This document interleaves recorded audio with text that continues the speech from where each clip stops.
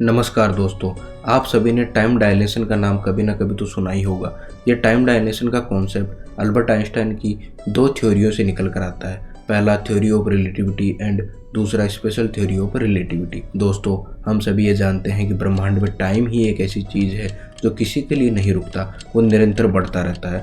दोस्तों, time dilation एक अनोखा और दिलचस्प पहलू है। इस पर आज अधिक से अधिक शोध हो रहे हैं क्योंकि वैज्ञानिकों को यह लगता है अगर उन्होंने टाइम डायलेशन को जान लिया तो इंसानों को बूढ़े होने से रोक पाएंगे। साइंस कहता है कि इस यूनिवर्स में एब्सोल्यूट रेस्ट जैसी कोई चीज़ नहीं होती। हर कोई किसी न किसी के रेस्पेक्ट में मोशन में है। अगर आप किसी रूम में बैठे हो और आप कहें कि आप मोशन में नहीं हैं तो ये सही नहीं है। आप उसके लिए मोशन में हो जो आपको अर्थ से दूर से देख रहा है।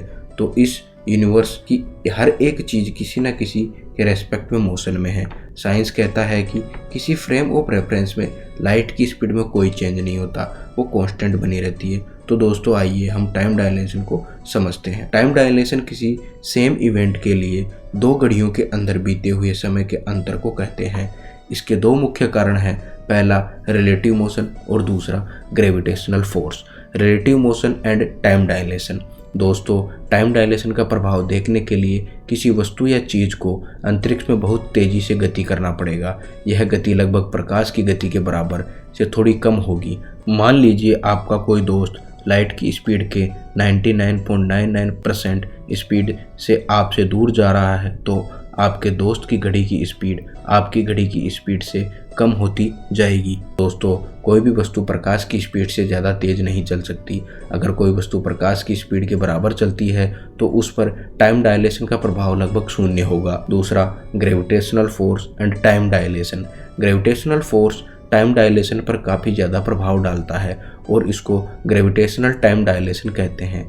इसी के कारण अंतरिक्ष में घटने वाले दो अलग अलग घटनाओं के अंदर समय के अंतराल को दो अलग अलग जगहों पर मौजूद ऑब्जर्वर्स दो अलग अलग समय में इसे देखते हैं। मान लीजिए दो प्रकाश की किरणें एक से दूसरी जगह तक जा रही है और यह मानिए कि एक प्रकाश की किरण एक वीक ग्रेविटेशनल फोर्स से होकर गुजरती है और दूसरी किरण एक बहुत ही स्ट्रॉन्ग ग्रेविटेशनल फोर्स से होकर गुजर रही है।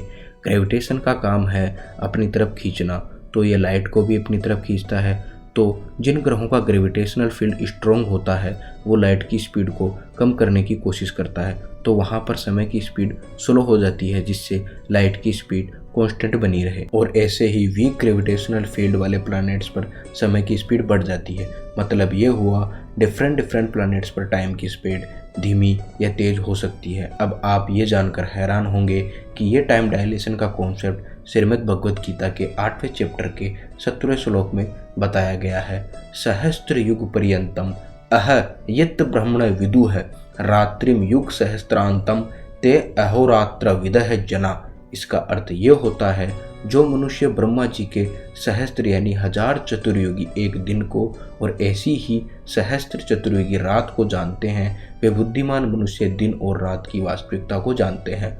ब्रह्मा जी के एक दिन को कल्प कहा जाता है, वैसे ही रात्रि को दूसरा कल्प कहते हैं। अगर हम भगवद गीता के इस श्लोक से ब्रह्मलोक के समय की स्पीड और पृथ्वीलोक के समय की स्पीड की तुलना करें तो कुछ इस प्रकार आता है। एक कल्प में 1000 चतुर्युग होते हैं। एक चतुर्युग मनुष्य के 43,20,000 वर्ष का होता है। तो इस प्रकार ब्रह्मा जी के 24 घंटे हुए 8 अरब 64 करोड़ वर्ष।